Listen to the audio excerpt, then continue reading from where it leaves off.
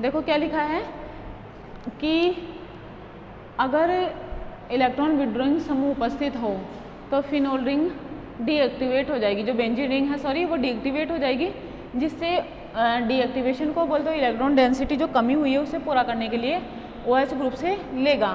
ठीक है, तथा आगे स्टेटमेंट लिखूं, तथा OH ग्रुप में ऑक्सीजन हाइड्रोजन, मैं लिखूं ऑक्सीजन हाइड्रोजन बॉन्ड की इलेक्ट्रॉन डेंसिटी को अपनी तरफ अट्रैक्ट करेगा, अतः हाइड्रोजन का H+ फॉर्म में निकलने की प्रवृत्ति टेंडेंसी बढ़ जाती है,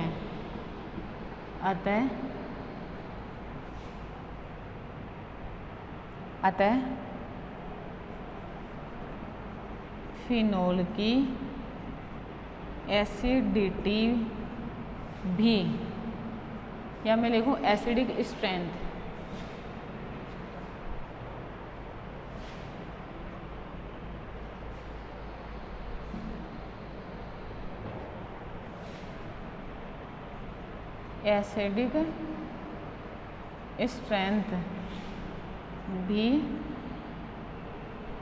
एसिडिक स्ट्रेंथ भी इलेक्ट्रॉन विड्रॉइंग ग्रुप, वहाँ से साफ कर रही हूँ,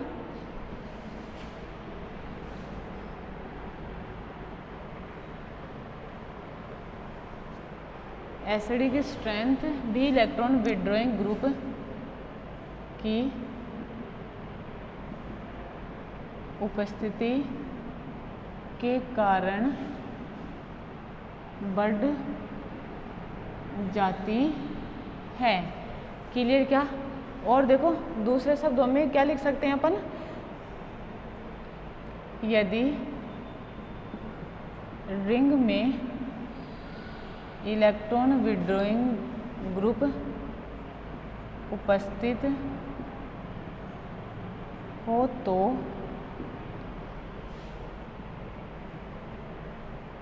फिनॉक्साइड आयन की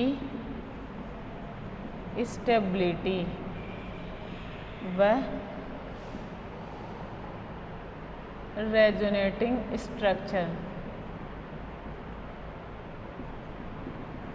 दोनों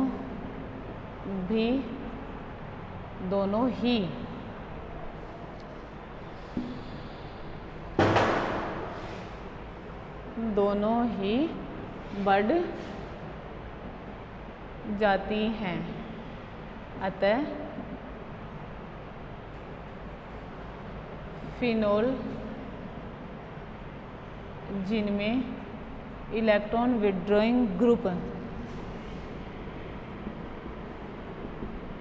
उपस्थित होते हैं की एसिडिटी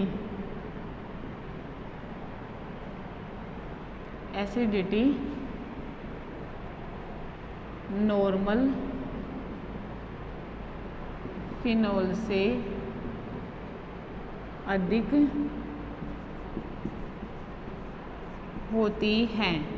ठीक है, देखो मैंने क्या लिखा, यदि रिंग में इलेक्ट्रॉन विड्रॉइंग ग्रुप उपस्थित हो तो फिनॉक्साइड आयन की स्टेबिलिटी और रेजोनेटिंग स्ट्रक्चर दोनों ही बढ़ जाती हैं, अतः फिनोल जिसमें इलेक्ट्रॉन विड्रॉइंग ग्रुप उपस्थित होते हैं उनकी एसिडिटी नॉर्मल फिनोल से अधिक होती है। बात क्लियर क्या? दोनों बातें थी इसकी, जो दोनों बातें मैंने यहाँ पे लिखी। क्लियर? पहली बात तो क्या लिखी कि ये क्या कर लेते हैं, इलेक्ट्रॉन विड्रॉइंग ग्रुप रिंग की इलेक्ट्रॉन डेंसिटी को अपनी तरफ अट्रैक्ट कर लेते हैं, जिससे रिंग क्या होता है, OH ग्रुप से इलेक्ट्रॉन डेंसिटी लेगा, जिससे ऑक्सीजन पर इलेक्ट्रॉन डेंसिटी कम हो जाएगी और वो अपनी कमी कहाँ से पूरी करता है, ऑक्सीजन हाइड्रोजन बॉन्ड से, जिस कारण हाइड्रोजन के H+ फॉर्म में रिमूव होने की टेंडेंसी बढ़ जाती है। ठीक है, एक तो रीज़न ये हुआ। दूसरा रीजन क्या हुआ, जो इलेक्ट्रॉन विड्रॉइंग ग्रुप है ना। देखो क्या है कि जैसे ही मतलब एसिडिक नेचर शो करने के लिए फिनोल ने H+ आयन दिया तो फिनोक्साइड आयन बना, ठीक है। अब वो फिनोक्साइड आयन का नेगेटिव चार्ज अगर और ज़्यादा बिजी हो जाए, सुनना, जैसे और ज़्यादा बिजी हो जाए, ठीक है, उसकी अवेलेबिलिटी कम हो जाए, ठीक है। मैंने कहा था ना आप लोगों को ये वाली चीज़ अभी पहले कि एक तो इतना नेगेटिव चार्ज हो, एक इतना नेगेटिव चार्ज हो, एक इतना नेगेटिव हो, एक इतना नेगेटिव और एक इतना सा नेगेटिव हो। समझ में आ रही है आप लोगों को बात है, ठीक है। तो ये जैसे जैसे नेगेटिव चार्ज कम होता जाएगा वैसे वैसे एसिड की स्ट्रेंथ बढ़ती जाएगी, ठीक है। देखो रेजोनेंस देख लेते हैं एक एग्जाम्पल में इसको।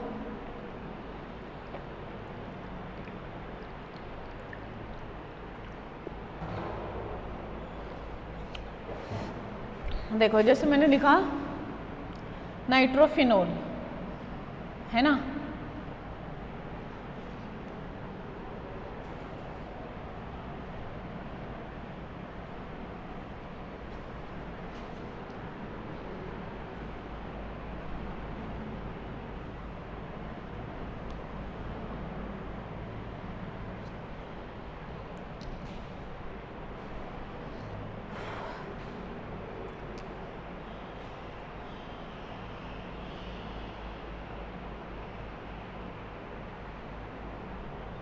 देखो एग्जाम्पल देखना इसका,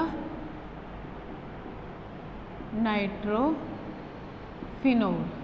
है ना, नाइट्रोफिनोल लिखा और कौन सा लिखा, पैरा नाइट्रोफिनोल। ये कौन सा है, पैरा नाइट्रोफिनोल है, ठीक है। देखना मैं लिखूं OH और ये इस तरीके से, है ना, और ये NO2 पैरा नाइट्रोफिनोल है। बताओ मैं इसको ऐसे बना दूँ, खोल के लिख दूँ इसके स्ट्रक्चर को, ये ऐसे लिखा,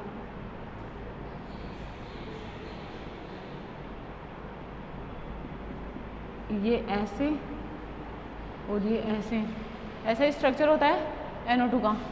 ये देखो 2 लोन पेयर ऑफ इलेक्ट्रॉन, ये इधर गया, ये इधर गया,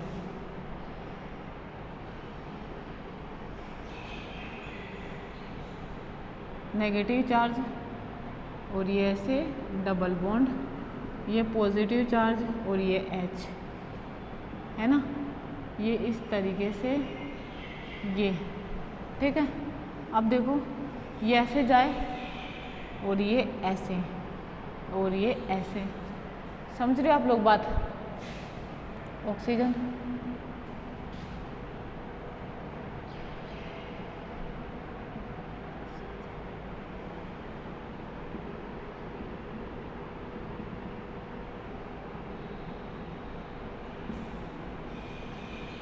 ठीक है, ये ऐसे रह सकता है या फिर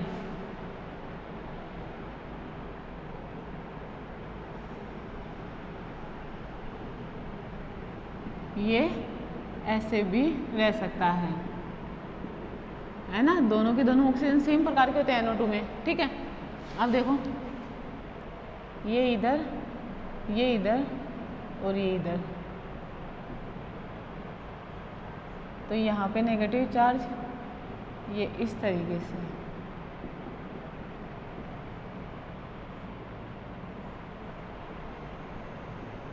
क्लियर ये चीज़, ठीक है। अब देखो यहाँ से ये इधर और ये इधर,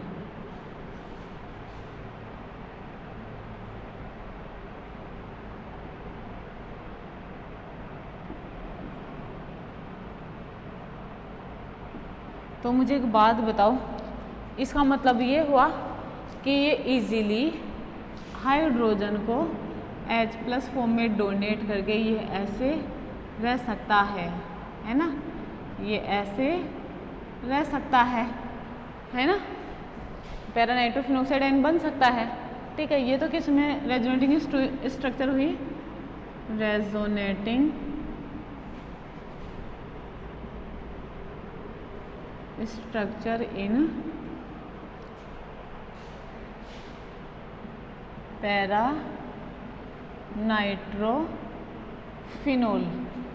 बात क्लियर। अब देखो पैरा नाइट्रोफिनोक्साइड आयन बना है, वो स्टेबल है क्योंकि देखना इधर ये नेगेटिव चार्ज ऑक्सीजन पर, ठीक है, इसको मैं इस तरीके से लिख दूँ।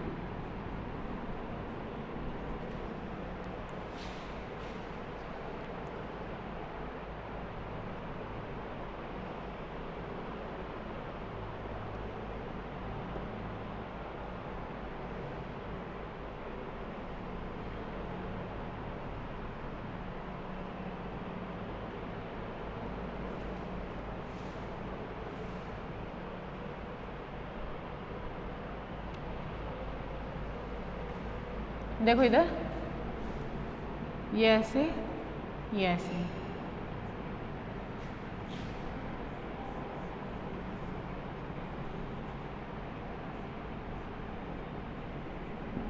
ये इस तरीके से डबल बॉन्ड ओ, ये ऐसे आया, ठीक है। अब ये ऐसे और ये ऐसे,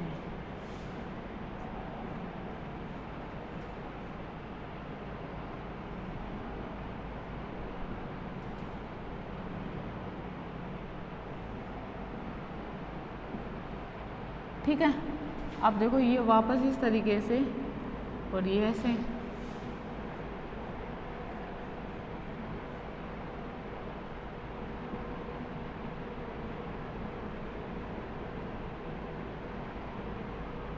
ठीक है। फिर देखो ये ऐसे, ये ऐसे,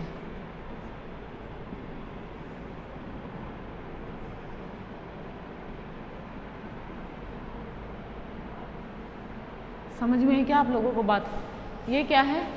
फिनॉक्साइड आयन की रेजोनेटिंग स्ट्रक्चर। मैं लिखूँ यहाँ पे resonating structure of phenoxide ion. Clear क्या ये चीज़? ठीक है, तो ये इस तरीके से होगा, ठीक है। तो देखो स्टेबल है नहीं, ये जो नेगेटिव चार्ज है ये NO2 ग्रुप में भी आ रहा है, और जो तो देखो मोर इलेक्ट्रोनेगेटिव ऑक्सीजन पर नेगेटिव चार्ज आ रहा है, इसलिए क्या होगा, इसकी स्टेबिलिटी ज़्यादा होगी, और स्टेबिलिटी ज़्यादा होने के कारण ये नॉर्मल फिनॉल के कंपेरिजन में अधिक एसिडिक नेचर का होगा। समझ में आप लोगों को ये बात? क्लियर ये चीज़? ठीक है।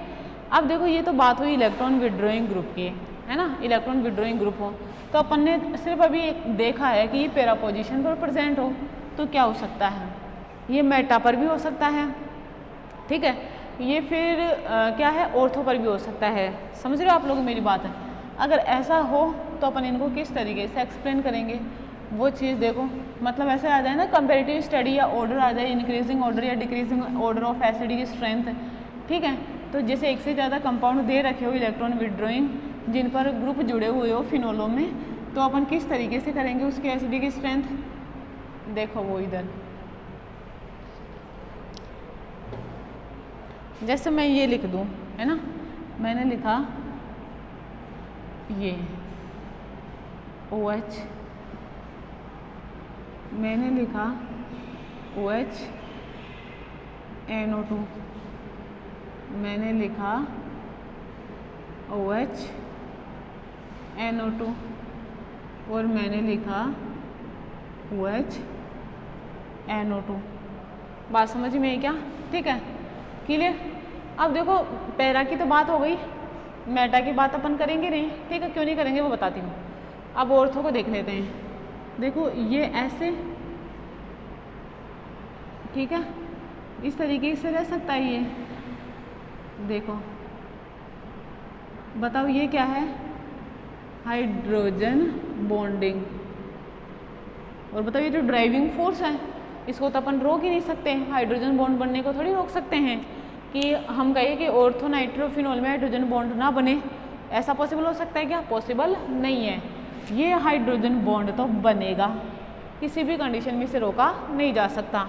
बताओ अगर हाइड्रोजन बॉन्ड बना तो ये H+, ये हाइड्रोजन जो है H+ फॉर्म में रिमूव हो पाएगा क्या? नहीं हो पाएगा। अगर नहीं हो पाएगा तो ये एसिडिक नेचर शो नहीं करेगा। बात मेरी समझ में है क्या? ठीक है। अब देखो जैसे इसकी बात हो गई कि ऑर्थो नाइट्रोफिनॉल में क्या होता है, हाइड्रोजन बॉन्डिंग, बोल तो हाइड्रोजन बॉन्ड पाया जाता है, इस कारण इसकी एसिडिक स्ट्रेंथ है। देखो रेजोनेंस तो इसमें भी पाया जाता है ना। आप लोगों को पता है ना रेजोनेंस कहाँ कहाँ वर्क करता है, ऑर्थो पोजीशन पर करता है और पैरा पोजीशन पर करता है। मेटा पोजीशन पर नहीं करता है ना। यहाँ पे देखो ये नॉर्मल, किसी प्रकार का कोई इफेक्ट नहीं। यहाँ पे लिख दूँ हाइड्रोजन बॉन्ड है और उसके साथ क्या क्या क्या है, -R इफेक्ट है ना, किसका, NO2 समूह का, -R लगेगा ना इसका, -R इफेक्ट। क्लियर की ये चीज़, ठीक है। इधर देखो ये मेटा पर है, मेटा पर तो R इफेक्ट लगता ही नहीं है। R इफेक्ट दो प्रकार के होते हैं, +R और -R। बताओ यहाँ पे क्या लगा, सिर्फ -I इफेक्ट। क्लियर क्या, यहाँ पे क्या लगा, सॉरी -R इफेक्ट, समझ रहे हो, ठीक है। क्या लगा, -R इफेक्ट।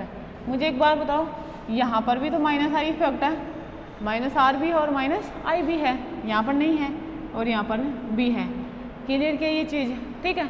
R इफेक्ट अब देखो दोनों में -R क्या करेंगे, एसिडिटी को बढ़ाएंगे। तो सबसे ज़्यादा एसिडिक नेचर का क्या हो जाएगा, ये,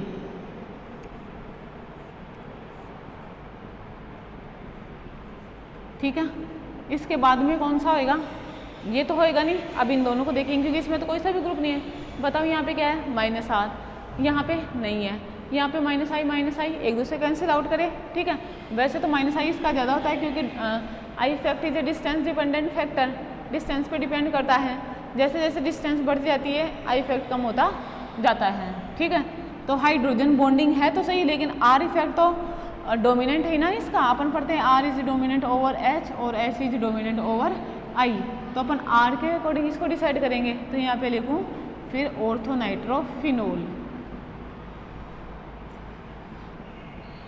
क्लियर ये चीज़ भी, ठीक है। अब उसके बाद में देखो ऑर्थोनाइट्रोफिनोल हुआ, उसके बाद में मुझे एक बात बताओ, मेटा का -I तो लग रहा है ना, नॉर्मल में तो -I भी नहीं लग रहा। तो ये लिखूँ मेटा नाइट्रोफिनोल और उसके बाद में लिखूँ नॉर्मल सिंपल वाला नाइट्रोफिनोल। बताओ आई के बात समझ में, ठीक है। इस तरीके से इनका ऑर्डर निकाला जाता है। क्लियर क्या, और हाइड्रोजन बॉन्डिंग तो देखो अगर कोई भी इलेक्ट्रॉन विड्रॉइंग ग्रुप यहाँ पे प्रेजेंट होएगा तो ये सभी के साथ शो करेगा। एक बात ध्यान रखना आप लोग, ठीक है। मैंने क्या कहा, हाइड्रोजन बॉन्डिंग तो ये सभी के साथ शो करेगा, ठीक है ना। जो भी यहाँ पे कोई मोर इलेक्ट्रोनेगेटिव एटम कंटेनिंग कोई फंक्शनल ग्रुप हुआ, कोई सब सीक्वेंट हुआ, उन सभी के साथ ये शो करेगा। तो इसकी हाइड्रोजन बॉन्डिंग के कारण इसकी एसिडिटी पैरा से कम हो जाती है। सबसे ज़्यादा किसकी होगी, पैरा की होगी। क्लियर क्या मेरी बात है, ठीक है। अब देखो अगर मैं किसी भी तरीके से, है ना, जैसे इनको मिटाऊँ, ये तो इनकी एसिडिटी का ऑर्डर हो गया, ठीक है। और एसिडिटी जो है वो किस पर डिपेंड करती है, जो जुड़ा हुआ ग्रुप है उस पर डिपेंड करेगी। और देखो एसिडिटी आप लोग क्या कर सकते हो, इसका कॉन्जुगेट बेस बनाकर भी निकाल सकते हो, है ना। कॉन्जुगेट बेस जितना आसानी से बन जाएगा एसिडिटी उतनी ही ज़्यादा होगी। क्लियर क्या, ठीक है। देखो नेक्स्ट देखना, अगर मैं कोई लिखूँ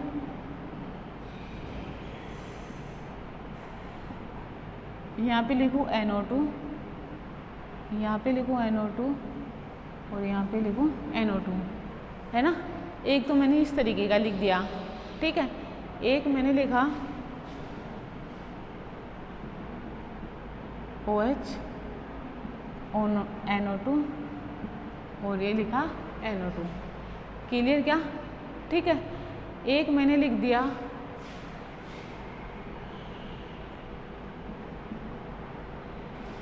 NO2 OH, एक मैंने लिख दिया NO2 OH। बात समझ में आई क्या आप लोगों को, ठीक है। इस तरीके से लिख सकते हैं। क्लियर ना ये वाली बात। अब मुझे एक बात बताओ, एक सिंपल वाला फिनोल लिख दूँ ये इस तरीके से। क्लियर ये वाली बात है ना, ये लिख दिया। अब देखो इनकी एसिडिटी की स्ट्रेंथ निकालनी है तो सबसे पहले तो कॉन्जुगेट, जैसे मैंने कहा एक तरीका तो वो था जो बताया आप लोगों को, है ना। अब इसका दूसरा देख लो कॉन्जुगेट बेस। वैसे नॉर्मली क्या है कि जो एसिडिटी और बेसिसिटी के क्वेश्चन होते हैं ना, वो इनके कॉन्जुगेट बेस बनाकर ही सोल्व किए जाते हैं। ये क्या हो गया इसका कॉन्जुगेट बेस, H+ आयन देते ही, ठीक है। इधर देखो ये क्या हो गया इसका कॉन्जुगेट बेस,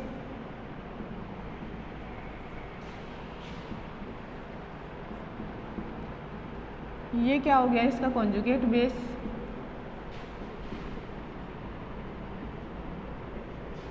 -H+, -H+, और माइनस एच प्लस। बताओ इसमें से तो आसानी से नहीं जाएगा, लेकिन कॉन्जुगेट बेस तो बनाएंगे ना H प्लस, क्योंकि हाइड्रोजन बॉन्डिंग प्रेजेंट है। समझ में मेरी बात आप लोगों को? ठीक है, बताओ सबसे ज़्यादा कॉन्जुगेट बेस स्टेबल कौन सा है? फर्स्ट वाला, ठीक है, फिर सेकंड वाला, फिर थर्ड वाला, फिर फोर्थ वाला। ठीक है, देखो थर्ड और फोर्थ सेम है ना, लेकिन उसमें हाइड्रोजन बॉन्डिंग के कारण उसकी स्टेबिलिटी कम हो जाएगी और इसकी स्टेबिलिटी बढ़ जाएगी। तो एसिडिटी का ऑर्डर क्या होगा? सबसे ज़्यादा इसका, फिर इसका, फिर इसका, फिर इसका, और सबसे कम होएगा नॉर्मल फिनोल का। बात मेरी समझ में है क्या? ये क्या है? इनके एसिडिटी के ऑर्डर हैं। अगर आप लोगों को एक से अधिक OH इसमें प्रेजेंट हो तो आप किस तरीके से करोगे? क्लियर ये वाली चीज़ समझ में आ? ठीक है, तो इसको इस तरीके से करते हैं। ठीक है,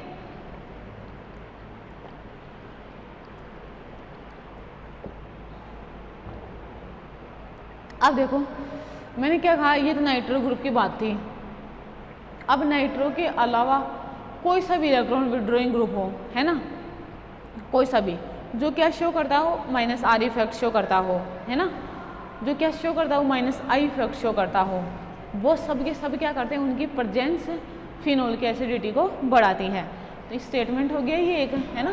तो इसको लिखूँ मैं इस तरीके से,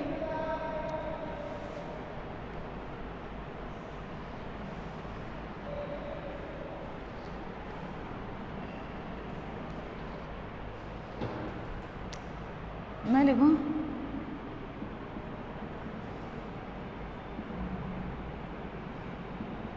एसिडिक स्ट्रेंथ ऑफ फिनोल की बात करें, वैसे सब पर ही लागू होता है ये, डायरेक्टली प्रोपोर्शनल होएगा electron withdrawing group, directly proportional होगा माइनस R इफेक्ट। ठीक है, डायरेक्टली प्रोपोर्शनल होगा माइनस I इफेक्ट। बात समझ में आ रही है? देखो सबसे पहले अपन क्या चेक करते हैं? इसका R इफेक्ट शो चेक करते हैं, उसके बाद में H इफेक्ट चेक करते हैं, उसके बाद में I चेक करते हैं, क्योंकि R is dominant over H और H is dominant over I। ठीक है, पहली चीज़ तो ये। दूसरी चीज़ ये कि अगर अपन नंबर की बात करें कि नंबर ज़्यादा हो तो क्या करें? दूसरा पावर भी तो हो सकती है, क्योंकि इलेक्ट्रॉन विड्रॉइंग नेचर सबकी समान तो नहीं होती ग्रुप की, तो पावर हो सकती है, नंबर हो सकती है, समझ में आ रही, और इफेक्ट हो सकता है। ठीक है, तो देखो सबसे पहले अपन डिस्टेंस देखेंगे, है ना, फिर क्या देखेंगे? नंबर देखेंगे, है ना, और उसके बाद में क्या देखेंगे? पावर देखेंगे। क्लियर क्या? अगर इसमें भी ऐसा हो तो अपन सबसे पहले क्या देखेंगे? डिस्टेंस, ठीक है, फिर नंबर और फिर पावर। I इफेक्ट के लिए देखते हैं ना ये सब चीज़, है ना। R के लिए तो पता पड़ ही जाएगा, H का भी पता पड़ जाएगा, दोनों के दोनों किस पे वर्क करते हैं? ऑर्थो पैरा पे। और इसके लिए क्या हो जाएगा? ये वाली चीज़, डिस्टेंस, फिर नंबर और फिर पावर, इस तरीके से देखेंगे। क्लियर? और बताओ किस ग्रुप का कितना इलेक्ट्रॉन विड्रॉइंग पावर ज़्यादा होती है, किस तरीके की होती है? ये सब चीज़, ये ऑर्डर, वो ग्रुप सब आप लोग कहाँ पढ़ चुके हो? फर्स्ट ईयर में पढ़ चुके हो। ठीक है, तो उन्हें यहाँ पे डिस्कस करना टाइम वेस्टिंग होएगा। क्लियर ये चीज़? तो ये इलेक्ट्रॉन विड्रॉइंग ग्रुप का इफेक्ट था एसिडिक नेचर ऑफ फिनोल पर। क्लियर क्या? ठीक है,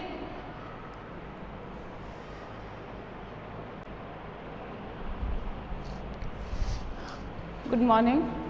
देखो अपने अल्कोहल चल रहा था, है ना, उसकी एसिडिक नेचर पढ़ रहे थे अपन। ठीक है, बहुत सारा कुछ तो पढ़ लिया था मैंने, आप लोगों को उसको अरेंज करना ये सब बताया था, है ना। देखो आगे कंटिन्यू करते हैं।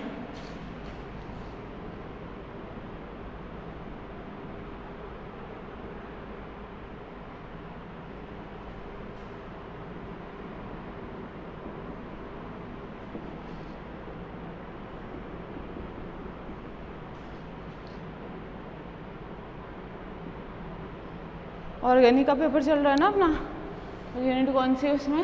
Second unit. क्लियर ये बात? ठीक है, और देखो आज का टॉपिक अपना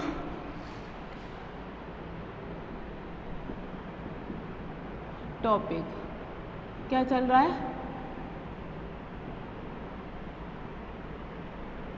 एसिडिक नेचर ऑफ फिनोल, है ना। अब मुझे एक बात बताओ, उसमें भी क्या चल रहा है, factor affecting the acidic nature of phenol, है ना। उसमें भी क्या चल रहा है, फैक्टर अफेक्टिंग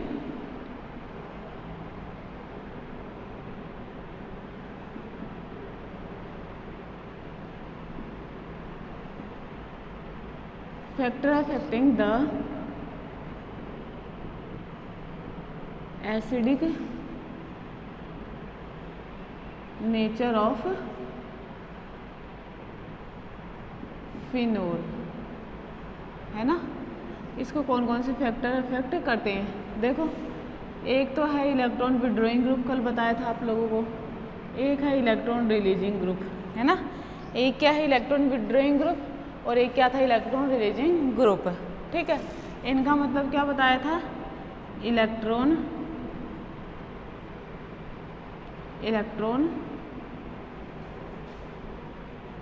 एक्सेप्टर ग्रुप, है ना, और ये इलेक्ट्रॉन डोनर ग्रुप। आई बात समझ में, क्लियर क्या। इनका इफेक्ट किस तरीके से पड़ता है एसिडिटी पर, वो मैं आप लोगों को बता चुकी थी, ठीक है। अब इनका इफेक्ट किस तरीके से पड़ता है वो देखते हैं, ठीक है। देखो जाहिर सी बात है, अपन ने क्या पढ़ा, इलेक्ट्रॉन विड्रॉइंग ग्रुप का पढ़ा प्रभाव, है ना, क्या प्रभाव पड़ता है, समझ रहे हो आप लोग मेरी बात है, ठीक है। मुझे एक बात बताओ, जो इलेक्ट्रॉन रिलीजिंग ग्रुप है वो जस्ट क्या हो जाएंगे, इससे अपोजिट हो जाएंगे, मतलब उनकी जो प्रॉपर्टीज़ हो जाएगी वो क्या हो जाएंगी, जस्ट उनके अपोजिट हो जाएंगी। क्लियर क्या मेरी बात है, ठीक है। अपोजिट होने का मतलब क्या है कि जैसे उनकी प्रेजेंस में एसिडिक नेचर बढ़ रहा था, तो इनकी प्रेजेंस में एसिडिक नेचर क्या हो जाएगा, कम हो जाएगा, बस इतना ही हो सकता है ना, ठीक है, बिल्कुल ऐसा ही होता है। अब देखो दूसरी चीज़ क्या है कि जो इलेक्ट्रॉन रिलीजिंग ग्रुप है, मैंने कहा उनकी एसिडिटी का ऑर्डर इनसे जस्ट अपोजिट होता है, वो इससे just opposite, electron withdrawing group के जस्ट अपोजिट क्या करते हैं, व्यवहार शो करते हैं। क्लियर। सबसे पहली बात तो क्या बताइए, जो ये इलेक्ट्रॉन डोनर ग्रुप होते हैं, ठीक है। अब देखो अगर ये किसी भी रिंग में प्रेजेंट हो, जैसे मैं लिखूँ इस तरीके से, है ना, ये लिख दिया, ये OH है ना, ये क्या है, फिनोल है, समझ रहे हो आप लोग मेरी बात है। अब अगर इसमें ऐसा कोई भी ग्रुप प्रेजेंट हो जो इलेक्ट्रॉन रिलीजिंग पावर रखता हो, है ना, इलेक्ट्रॉन रिलीजिंग पावर रखने का मतलब क्या है, जैसे मैं यहाँ पे कोई R ग्रुप जोड़ दूँ, है ना, इधर देखना जरा, मैं यहाँ पे कोई R ग्रुप जोड़ दूँ, है ना, R कोई एल्काइल ग्रुप हो सकता है, और बताओ ये एल्काइल ग्रुप क्या करता है, इलेक्ट्रॉन डोनेट करता है रिंग को, समझ रहे हो आप लोग मेरी बात है, ठीक है। ये रिंग को क्या करेगा, इलेक्ट्रॉन डोनेट करेगा। अब बताओ ये भी इलेक्ट्रॉन डोनेट कर रहा है और ये भी डोनेट कर रहा है, समझ रहे हो आप लोग मेरी बात है। तो ओवरऑल क्या होती है, इलेक्ट्रॉन डेंसिटी रिंग में बढ़ जाती है, इसलिए ऑक्सीजन से इलेक्ट्रॉन डेंसिटी लेने की टेंडेंसी कम हो जाएगी, तो ऑक्सीजन की कम तो ये हाइड्रोजन से नहीं लेगा, हाइड्रोजन से नहीं लेगा तो हाइड्रोजन को एज ए H+ रिमूव नहीं करेगा, ठीक है। अब देखो इनकी एसिडिटी अपन कैसे बताते हैं, ये नेगेटिव चार्ज और ये इस तरीके से, यही है ना, समझ में आ रही है। तो मुझे एक बात बताओ, इसके प्रेजेंस में तो जो फिनॉक्साइड आयन है, फिनॉक्साइड आयन की स्टेबिलिटी, स्टेबिलिटी क्या हो जाएगी, कम हो जाएगी, समझ में आ रही है। ऐसा हुआ तो क्या हो जाएगा, जो एसिडिक नेचर है, नेचर या स्ट्रेंथ है ना, तो वो क्या हो जाएगी, वो भी कम हो जाएगी, डिक्रीज हो जाएगी। क्लियर क्या, किसके कंपैरिजन में, फिनोलों के कंपैरिजन में। कि देखो एक तो जैसे मैं ये ग्रुप लिखूँ, एक तो मैंने लिखा ये OH और यहाँ पे लिखा इलेक्ट्रॉन विड्रॉइंग ग्रुप, है ना, एक मैंने ये वाला ग्रुप लिखा, समझ रहे हो, ये सिंपल वाला लिखा, और एक मैंने लिखा ये इलेक्ट्रॉन रिलीजिंग ग्रुप, ये समझ में आ रही है ना। तो जो अब इसका कॉन्जुगेट बेस बनाएंगे अपन इसकी एसिडिटी देखने के लिए, ऐसा ही करते हैं, इलेक्ट्रॉन विड्रॉइंग ग्रुप, इसका कॉन्जुगेट बेस बनाए -H+, ये फिनॉक्साइड आयन, इसका कॉन्जुगेट बेस बनाए H+, और ये सॉरी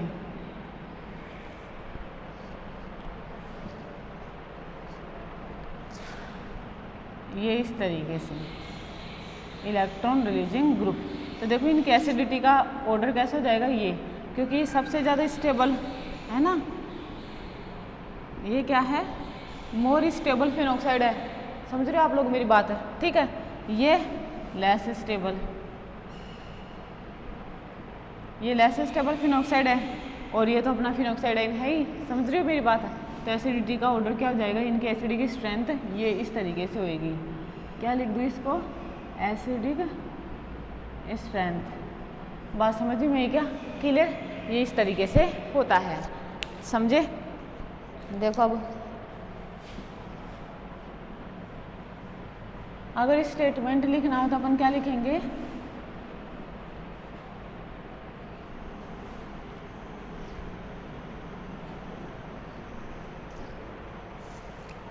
देखो इधर या मैं यहाँ पे लिखूँ, यदि फिनोल में रिंग में OH ग्रुप के साथ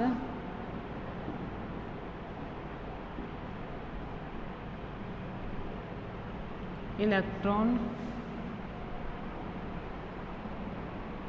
रिलीजिंग ग्रुप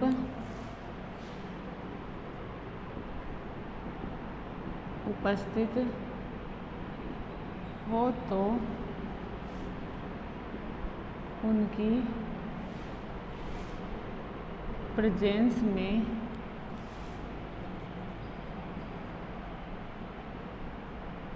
बेंजीन रिंग अधिक एक्टिवेट हो जाती है,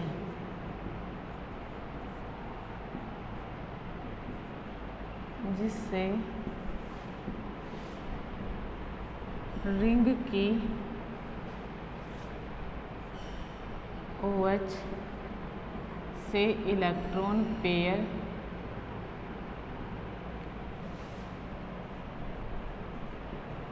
लेने की टेंडेंसी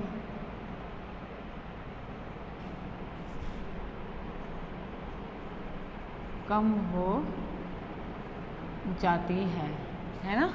क्या लिखा, जिससे रिंग की OH से इलेक्ट्रॉन पेयर लेने की टेंडेंसी कम हो जाती है। अतः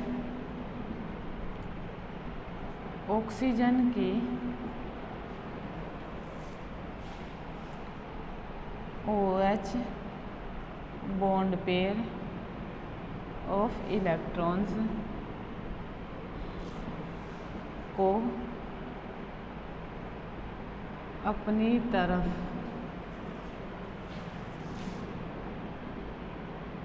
अट्रैक्ट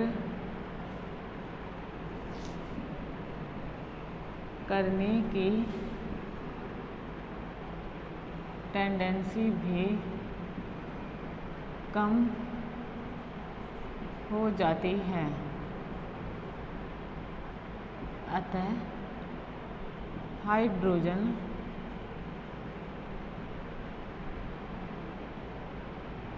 H+ फॉर्म में नहीं निकल पाता है और इनकी एसिडिक स्ट्रेंथ कम हो जाती है ना। देखो मैंने क्या लिखा, यदि फिनोल में रिंग में OH ग्रुप के साथ इलेक्ट्रॉन रिलीजिंग ग्रुप भी उपस्थित हो तो उनकी प्रेजेंस में बेंजीन रिंग अधिक एक्टिवेट हो जाती है, जिससे रिंग की OH से इलेक्ट्रॉन पेयर लेने की टेंडेंसी कम हो जाती है। अतः ऑक्सीजन की OH bond pair of electron को अपनी तरफ अट्रैक्ट करने की टेंडेंसी भी कम हो जाती है। अतः हाइड्रोजन H+ फॉर्म में नहीं निकल पाता है और इनकी एसिडिक स्ट्रेंथ कम हो जाती है। ठीक है, एक तो रीज़न होता है ये, है ना। क्लियर, जो समझाया मैंने वही लिखा है यहाँ पे। ठीक है, अब देखो दूसरी चीज़ क्या होती है कि जैसे ये क्या है, इसने H+ आयन दिया, इसका कॉन्जुगेट बेस बना। बताओ कॉन्जुगेट बेस बनते ही, है ना, फिनॉक्साइड आयन बना। अब अगर ये फिनॉक्साइड आयन स्टेबल हो जाए, है ना, तो क्या हो जाएगा, ये एसिडिक नेचर का होएगा, और अगर ये स्टेबल ना हो तो ये एसिडिक नेचर का नहीं होगा। समझ में आ रही मेरी बात? मुझे एक बात बताओ, स्टेबल होने का मतलब क्या है कि नेगेटिव चार्ज रिंग में इन्वॉल्व हो जाए। अब यहाँ पे तो रिंग में पहले से इलेक्ट्रॉन डेंसिटी बोल, तो इन्वॉल्व कब होएगा, जब रिंग लेगा। समझ रहे हो? तो यहाँ पे तो पहले से रिंग को इलेक्ट्रॉन पेयर देने वाले ग्रुप प्रेजेंट है, तो इनकी प्रेजेंस में फिनॉक्साइड आयन में जो ऑक्सीजन का नेगेटिव चार्ज है वो इतना ज़्यादा स्टेबलाइज नहीं हो पाता है रिंग में by the presence of electron releasing group. So the stability of phenoxide ion is decrease as compare to electron releasing group which are present on the phenol ring. Clear की मेरी बात है? ठीक है, यहाँ पे लिखूँ दूसरी चीज़, अर्थात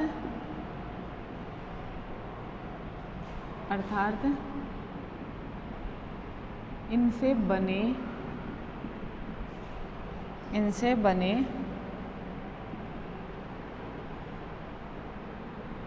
फिनॉक्साइड आयन में ऑक्सीजन पर उपस्थित नेगेटिव चार्ज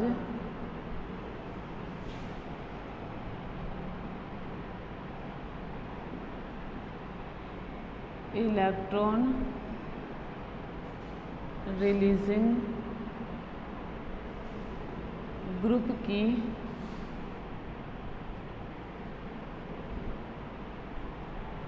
उपस्थिति के कारण इतना स्टेबलाइज्ड नहीं हो पाता जितना कि नॉर्मल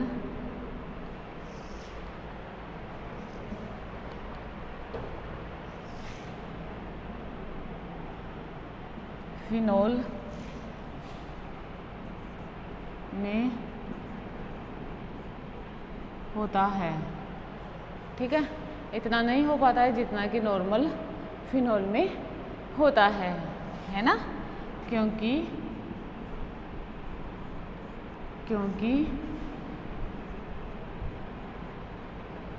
बेंजीन रिंग की इलेक्ट्रॉन डेंसिटी को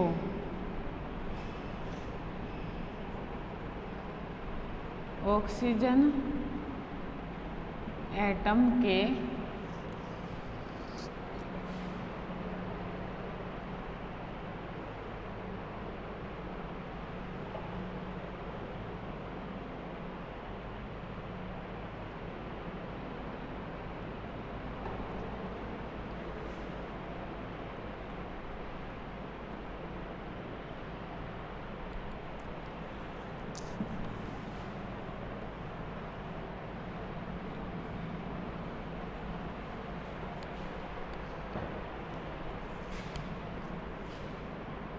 ऑक्सीजन एटम के साथ साथ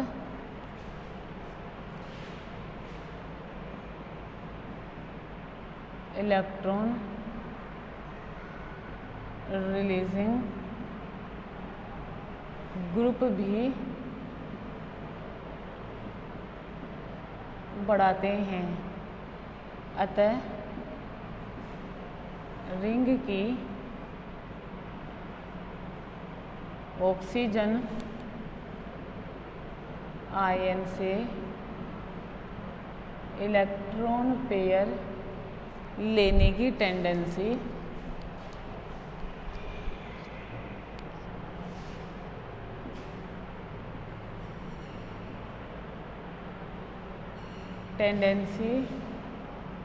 कम हो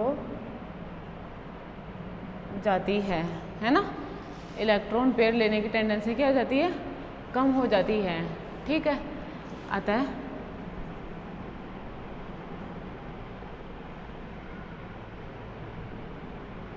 फिनॉक्साइड आयन की स्टेबिलिटी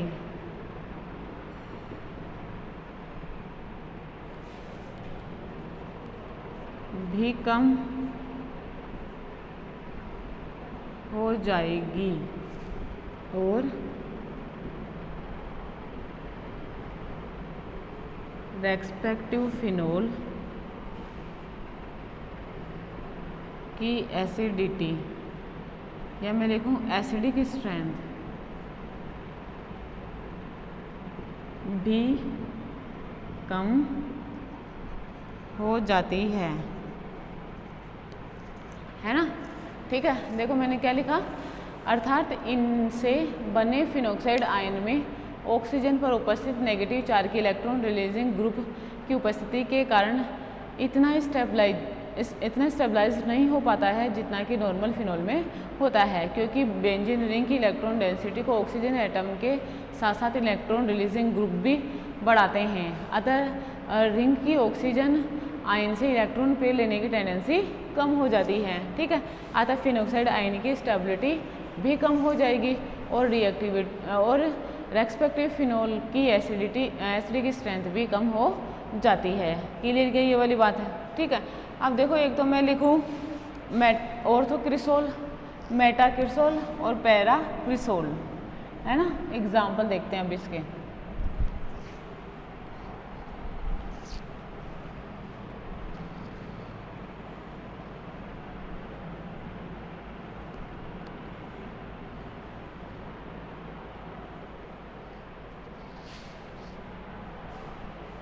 देखो मैं ये लिख दूँ, ये लिखा मैंने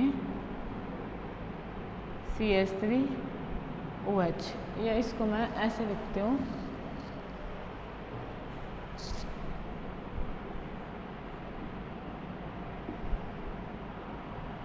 देखो ऑर्थोक्रिसोल लिखा,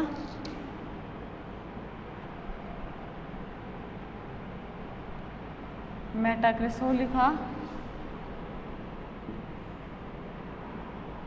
पैराक्रिसोल लिखा और नॉर्मल फिनोल लिखा। समझ में आ रही है आप लोगों को बात, ये चीज़ देखिए। ठीक है, अब देखो इसमें क्या होता है, इनमें OH ग्रुप प्रेजेंट है ना। क्लियर ना। एक तो देखो ये लिख दे एग्जाम्पल, है ना। एक एग्जाम्पल मैं इधर लिख देती हूँ, मैंने लिखा ये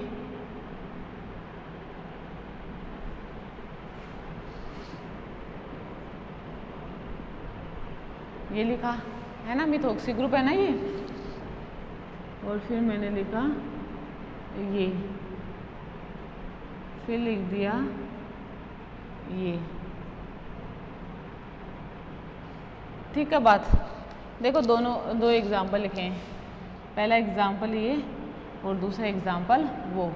पहले इसको देखो, मुझे एक बात बताओ, जो CH3 ग्रुप है ये क्या है, इलेक्ट्रॉन रिलीजिंग ग्रुप है, ये भी इलेक्ट्रॉन रिलीजिंग ग्रुप है, ये भी इलेक्ट्रॉन रिलीजिंग ग्रुप है। यहाँ पर देखो कौन सा इफेक्ट लगता है, +H और +I। यहाँ पे क्या लगता है, केवल +I। यहाँ पे क्या लगता है, +H+I। बताओ ये दो इफेक्ट लगेंगे। क्लियर क्या। अब देखो मुझे एक बात बताओ, इसमें क्या होता है, ये वाला H इफेक्ट और तो पैरा पर वर्क करता है। ठीक है, ये वाली बात। इसमें H लग रहा है इसलिए इलेक्ट्रॉन डेंसिटी ज़्यादा देगा तो इससे OH से इलेक्ट्रॉन डेंसिटी लेने की टेंडेंसी कम हो जाएगी। यही ना कि जब से सबसे पहले तो इसका फिनॉक्साइड आयन बना लो, है ना। फिनॉक्साइड आयन का मतलब कॉन्जुगेट बेस CH3। ठीक है, इसका देखना ये H+ मतलब ये माइनस और ये CH3, है ना। इसका बनाया H+ O- और ये CH3 और इसका कॉन्जुगेट बेस बनाया। यहाँ पे तो कुछ भी नहीं है ना, ये ऐसे और ये ऐसे। क्लियर ये वाली चीज़। अब देखो यहाँ पे इसका +H+I, इसका केवल +I और इसका +H+I। बताओ वहाँ पे कुछ भी नहीं लग रहा, तो सबसे ज़्यादा कौन सा स्टेबल होएगा, ये लास्ट वाला फिनोल समझ में मेरी बात? ये सबसे ज़्यादा एसिडिक नेचर का हुआ। उसके बाद में देखो प्लस H और प्लस I, प्लस H और प्लस I, यहाँ पे केवल प्लस I, तो बताओ फिर क्या होगा? मेटाक्रिसोल। समझ में मेरी बात है? ठीक है। उसके बाद में देखो ऑर्थो है और फिर पैरा है। मुझे एक बात तो प्लस X और प्लस H तो कैंसिल आउट हो गया है ना। अभी यहाँ पर प्लस I ज़्यादा, यहाँ पे प्लस I कम, तो कम वाला लूँगी पहले, ये लिया पैरा, समझे। अब उसके बाद में बच क्या गया? ऑर्थो। ठीक है, तो यहाँ पे लिख दूँ इज़ ग्रेटर देन ऑर्थोक्रिसोल OH, ये CH3। ये किसका ऑर्डर है? इनकी एसिडिक स्ट्रेंथ का। आई बात समझ में? ये किसका ऑर्डर है? इनकी एसिडिक स्ट्रेंथ का। क्लियर ये वाली चीज़ भी? ठीक है। अब देखो वो वाला एग्जाम्पल देखते हैं। लिख सकते हो ना लैंग्वेज, अब कर सकते हो ना लैंग्वेज खुद को लिखने आप लोगों को। इसमें ये HW मान लेना अपना, जैसे ये है। अब सबसे पहले इसका कॉन्जुगेट बेस बनाऊँ, तो देखो इसका कॉन्जुगेट बेस तो सिंपल ये इस तरीके से बना दूँगी, है ना। इसका देखो कॉन्जुगेट बेस बनाऊँ तो ये H प्लस, ये H प्लस, ये माइनस और ये इस तरीके से OCH3। समझ में बात? ठीक है। इधर देखो, इधर देखो, ये इसका इस तरीके से बना दूँ, है ना। क्या लिखूँ? OCH3, है ना। इसका देखो, इसका यहाँ पे बना दूँ O माइनस और ये इस तरीके से OCH3। अब देखो यहाँ पे कोई प्लस माइनस आई नहीं लग रहा, ठीक है। यहाँ पे क्या लग रहा है? प्लस R और माइनस I, ठीक है क्या बात? यहाँ पे क्या लग रहा है? प्लस R और ये माइनस I, ठीक है। यहाँ पे देखो केवल माइनस I। क्लियर ये चीज़? ठीक है। तो देखो ऑर्डर कैसा हो जाएगा? ऑर्डर क्या हो जाएगा? इसको मिटा देते हैं एक बार।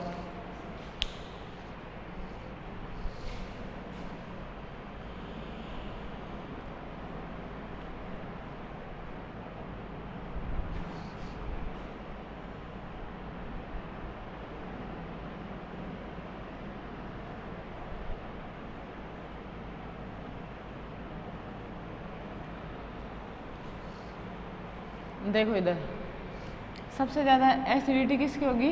जिसका माइनस इफेक्ट लग रहा है। बताओ मेटा का लग रहा है ना, ठीक है। तो मेटा का ये लिखा सबसे ज़्यादा इस एसिडिक नेचर का कौन सा है? ये ग्रुप है। समझ में मेरी बात? ठीक है। अब उसके बाद में मुझे एक बात बताओ, पैरा और ऑर्थो तो हो नहीं सकता, प्लस R लग रहा है उनका, तो अब कौन सा होगा? ये, अब यही तो होगा ना। इसका तो कोई सही ग्रुप नहीं लग रहा है, तो ये OH। क्लियर मेरी बात? अब ऑर्थो को देखो और पैरा को देखो। मुझे एक बात बताओ, दोनों में plus R common, minus I देखते हैं।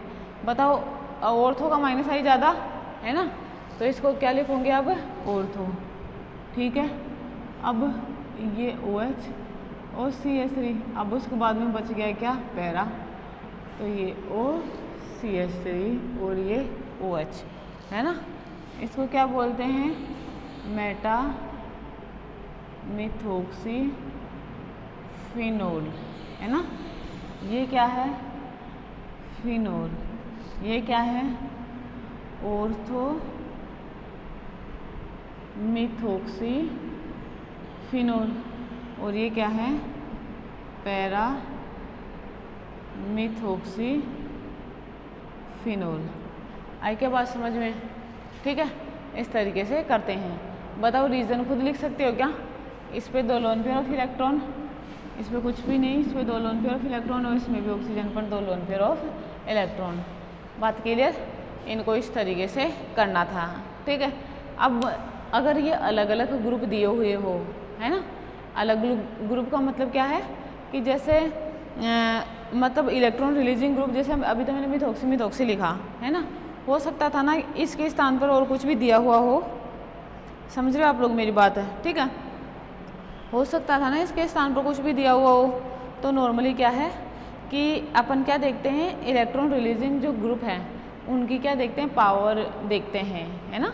पावर का मतलब क्या है कि ये उनकी इलेक्ट्रॉन रिलीजिंग पावर कैसी है और वो किस ऑर्डर में है, ठीक है। तो उस ऑर्डर के अकॉर्डिंग क्या करते हैं अपन? इनको अरेंज करते हैं, फिर जिसकी इलेक्ट्रॉन रिलीजिंग पावर जितनी ज़्यादा होगी वो उतना ही कम एसिडिक होगा, है ना। तो मैं यहाँ पे एक चीज़ लिख दूँ, एसिडिक स्ट्रेंथ है।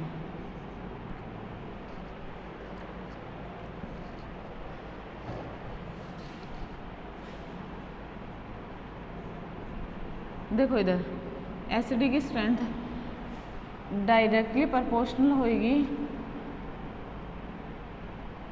Minus R, directly proportional minus H, directly proportional minus R, समझ में आ रही। Inversely proportional to plus I, inversely proportional to plus H और inversely proportional to plus R. ये बात क्लियर क्या, ठीक है। और एच क्या होता है, आर क्या होता है, आई क्या होता है, ये सब आप लोग फर्स्ट ईयर में पढ़ चुके हो, समझ में आ रही मेरी बात। और आई थिंक एसिडिक स्ट्रेंथ भी आप लोगों ने पढ़ी होगी, क्लियर ये चीज़, ठीक है।